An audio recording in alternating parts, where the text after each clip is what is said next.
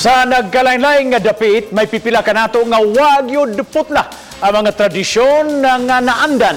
Sama na lang sa mga ritual nga gihimo og ang mga gituhuang nakuha sa katiguangan. Sa Dakbayan, sa Lapu-Lapu, may nahimamat kaming pundok nga daw gipadayon ang ilang mga kinaraan nga mga practices. Bisan pa man ning nagkamodernong panahon karon. Ato kining sayran, pinaagin ining report.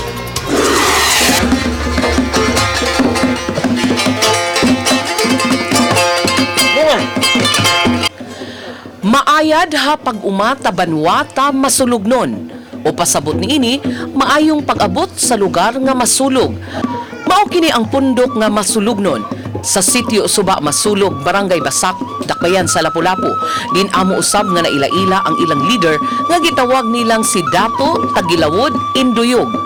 Gipakita niya kanamo ang nagkadaiyang kagamitan nga kabahin sa ilang kultura sama na lang sa karaang mga hinagiban.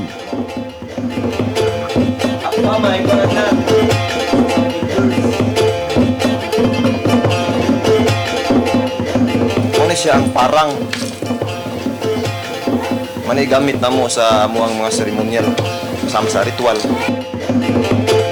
Samtang kining mga dahon sa buyo o kining mama, dili lang di ay pampalig-on sa ngipon, kay aduna di ay kini kahulugan. Dunay apog, tabako, buyo, bunga. Simbolo sa upat ka rasa sa tao, sa sidlakan, kasadpan, amihanan, habagatan. Bisang nga, unsa nga kulor ka nga mukaon ani niya, puti ka man, o itom ka man. Nga, pagluwa ni mo niya, pula, ang luwa nga, sama anak. Bot pasabot, usara kita itong dugo. May mga karaang instrumento usab, sama na lang ni ining kudyapi, kuglong, ug mga plauta. Hasta ang mga bata tinudluan na kung unsaon paggamit ang ubang mga instrumento.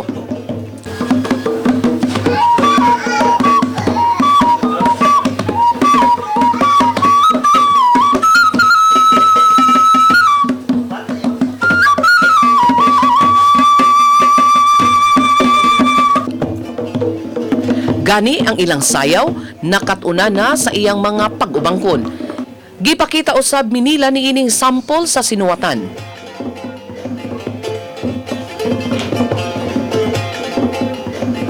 Dili gyud na siya nga pwede ka kang magbugna karon unya sundo na siya balik-baliko na nimo kanang pamaagiham mugnaon nimo karon unya balik-baliko na nimo dia, and then through the course of time may mo na siyang tradition. Matudila nga wa sila'y laing tumong kundili ang pagpadayon sa ilang kultura o tradisyon.